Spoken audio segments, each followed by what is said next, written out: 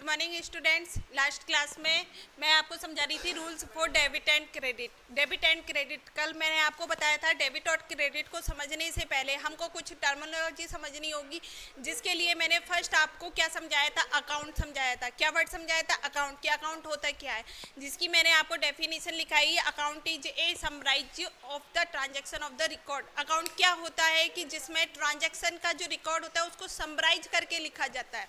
कि जैसे हम बहुत सारे ट्रांजैक्शन करते हैं, परचेज, सेल्स, असेट्स के भी, कैपिटल के भी, प्रॉफिट के, लॉस के, बहुत सारे अपन ट्रांजैक्शन करते हैं, बहुत सारे एक्सपेंसेज हो जाते हैं। तो उन सभी को पर्टिकुलर हेड बना के एक ही जगह लिख दिया जाता है, वो अपन का अकाउंट कहलाता है। जैसे मैंने बहुत सारी परचेज के ट्रांजैक्शन किए, तो मैं क्या करूँगी, परचेज अकाउंट बना के एक पर्टिकुलर हेड बनाना पड़ेगा और एक पर्टिकुलर प्लेस पे बनाना पड़ेगा। ठीक है, तो मैं क्या करूँगी, परचेज अकाउंट बना के उसमें परचेज से रिलेटेड जितने ट्रांजैक्शन होंगे वो मैं सभी को एक साथ लिख दूंगी। तो वो मैंने बताया था अकाउंट। अब मैंने कल आपको अकाउंट का फॉर्मेट भी बताया था कि अकाउंट का फॉर्मेट ऐसे, एक लेफ्ट साइड और एक राइट साइड। लेफ्ट साइड होती है अपन की डेबिट, ये डेबिट साइड है, और ये अपन की क्रेडिट साइड है। और मैंने बताए थे अकाउंट में टोटल कॉलम कितने बनते हैं, 8, और इधर अपन डेबिट लिख देते हैं और इधर अपन क्रेडिट लिख देते हैं। एक डेट का column, first column date, particular, ledger folio या general folio, and then amount. और ऐसे ही सेम जितने 4 कॉलम यहाँ पे हैं, सेम कॉलम इधर भी फॉलो किए जाते हैं। ये तो हमारा हो गया अकाउंट का फॉर्मेट। अब हम अकाउंट बनाने के लिए कौन कौन सी अप्रोच फॉलो करते हैं, डेबिट क्रेडिट करने के लिए कौन कौन से रूल फॉलो करते हैं, उनको एक बार डिस्कस करते हैं। तो अपन को अकाउंट बनाने के लिए अकाउंट को क्लासीफाई किया है 2 मेथड्स से। 2 अप्रोच है अपन के पास। एक तो हो गई ट्रेडिशनल अप्रोच और एक मॉडर्न अप्रोच। फर्स्ट कौन सी, traditional approach. First approach is traditional approach, और सेकंड अप्रोच हो गई हमारी मॉडर्न अप्रोच। ठीक है, क्या है, हम अकाउंट को क्लासीफाई कर रहे हैं, अकाउंट कैसे बनाते हैं और उनमें डेबिट क्रेडिट किस रूल से करते हैं। तो इसके लिए हम 2 अप्रोच हैं उनको फॉलो करते हैं। फर्स्ट अप्रोच है ट्रेडिशनल अप्रोच और सेकंड है मॉडर्न अप्रोच। ट्रेडिशनल अप्रोच में भी इसके 2 पार्ट्स हो जाएंगे, एक तो पर्सनल और सेकंड इज इम्पर्सनल। अगर हम हिंदी में बात करें तो ट्रेडिशनल अप्रोच को वो बोलते हैं परंपरागत अप्रोच, और मॉडर्न अप्रोच को आधुनिक अप्रोच बोलते हैं। पर्सनल अकाउंट और इम्पर्सनल अकाउंट, पर्सनल अकाउंट और इम्पर्सनल अकाउंट। पर्सनल अकाउंट को हिंदी में क्या बोलते हैं, व्यक्तिगत खाते। क्या बोलते हैं, व्यक्तिगत खाते, व्यक्तिगत खाता।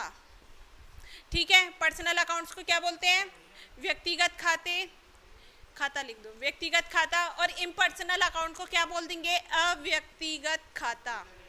क्या बोल दिया जाएगा, अव्यक्तिगत खाता।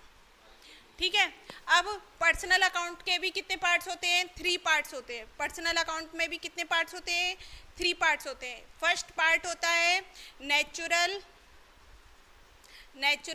Personal account, natural personal account, जिसे हम हिंदी में प्राकृतिक व्यक्तिगत खाता बोलते हैं।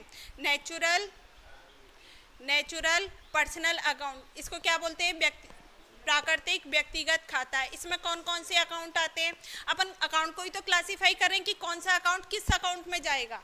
ठीक है, तो पर्सनल अकाउंट, ट्रेडिशनल अप्रोच में अपन के 2 अकाउंट बनते हैं, personal, impersonal account. Personal accounts में भी एक होता है अपन का नेचुरल पर्सनल अकाउंट, जिसमें नेचुरल पर्सन, इसमें कौन कौन से अकाउंट होंगे जो अपन के नेचुरल पर्सन हैं, जैसे राम, श्याम, ऐसे ये वाले अकाउंट आ जाएंगे। जो नाम है राम, श्याम, नेचुरल व्यक्तियों के नाम आ जाएंगे, राम, श्याम, ETC जो भी है। ठीक है, सेकंड हो गया artificial personal account, artificial personal account. इसमें क्या हो जाएगा, जो प्रकृति द्वारा जन्मित नहीं है, उनको किसी मानव ने जन्म किया है, जिसे मानव ने उत्पन्न किया है। नेचुरल पर्सन तो जो प्रकृति द्वारा उत्पन्न है वो नेचुरल हो गया, लेकिन आर्टिफिशियल तो वही होता है ना, मैन मेड। आर्टिफिशियल में मैन मेड, जिसको आदमी ने बनाया है, वही तो अपन के कृत्रिम पर्सनल अकाउंट में आ जाएगा। उसमें आएगी हमारी कंपनी। कौन से अकाउंट आएंगे? कंपनी। कंपनी का मतलब जैसे हमारी होती है ना रिलायंस लिमिटेड, टाटा, ये सब हमारी क्या है? कंपनी। तो मैं यहाँ एग्जाम्पल में लिख दूँ रिलायंस, ये क्या है? कंपनी। बाकी का ये देखो, थर्ड है हमारा, ये तो फर्स्ट हो गया natural personal account, second artificial personal account, और थर्ड हो गया representative personal account. Representative personal account, प्रतिनिधित्व व्यक्तिगत खाता। इसमें कौन से पर्सन आएंगे? जैसे हमारा एक्सपेंस होता है सैलरी, हमारी सैलरी एक्सपेंस होता है, सैलरी पे करते हैं। रेंट रिसीव, ये इनकम होती है। कमीशन रिसीव, ये हमारी क्या होती है? इनकम होती है। लेकिन ये तो एक्सपेंस और इनकम है, व्यक्तिगत नहीं है, कोई पर्सनल नहीं है। लेकिन अगर हमारे कोई भी एक्सपेंस और इनकम में सरफिक्स या प्रीफिक्स मतलब उपसर्ग या प्रत्यय लग जाएंगे तो हमारे कौन से लग जाएंगे, कौन सा अकाउंट में चेंज हो जाएंगे? Representative personal account. जैसे अगर मैं ये बोलूँ सैलरी के आगे मैं लगा दूँ आउटस्टैंडिंग, सैलरी के आगे मैंने क्या लगा दिया? आउटस्टैंडिंग सैलरी, तो ये क्या बन गया? Representative personal account. जब तक सैलरी थी तब तक वो किसको रिप्रेजेंट कर रही थी? एक एक्सपेंस को रिप्रेजेंट कर रही थी। लेकिन जैसे ही आउटस्टैंडिंग लगा तो ये किस में कन्वर्ट हो गया? रिप्रेजेंटेटिव पर्सनल अकाउंट में। अगर मैं यहाँ लिख दूँ रेंट रिसीव इन एडवांस, कि जो रेंट रिसीव हुआ है वो कैसे रिसीव हुआ है? एडवांस में रिसीव हुआ है। तो लग गया ना, यहाँ पे सरफिक्स लग गया, तो ये किस में चेंज हो जाएगा? रिप्रेजेंटेटिव पर्सनल अकाउंट में। और कमीशन ड्यू यहाँ पे भी लग गया सरफिक्स, तो ये किस में चेंज हो गया? रिप्रेजेंटेटिव पर्सनल अकाउंट में। तो हमने क्या देखा? ट्रेडिशनल अप्रोच, जिसमें इसे अकाउंट्स को टू पार्ट्स में क्लासीफाई किया जाता है, पर्सनल अकाउंट, इम्पर्सनल अकाउंट। ठीक है, पर्सनल अकाउंट्स की भी 3 कैटेगरीज होती है, natural personal account, artificial personal account, और third is representative personal account.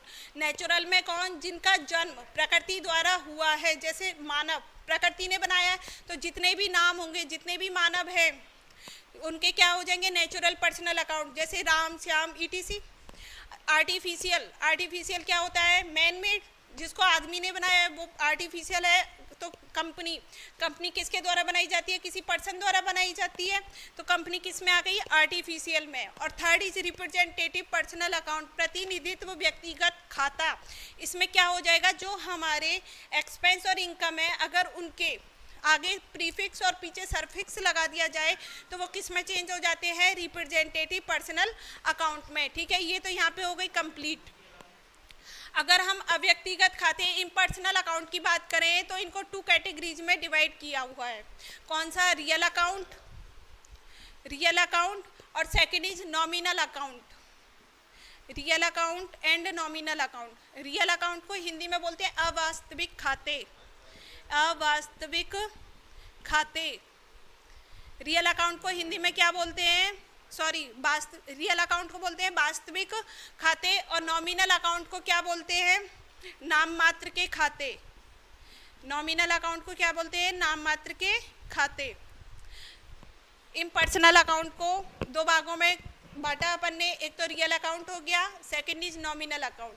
Real account को हिंदी में बोलते हैं वास्तविक खाते, और नॉमिनल अकाउंट को बोलते हैं नाम मात्र के खाते। अब वास्तविक खाते में कौन से आते हैं?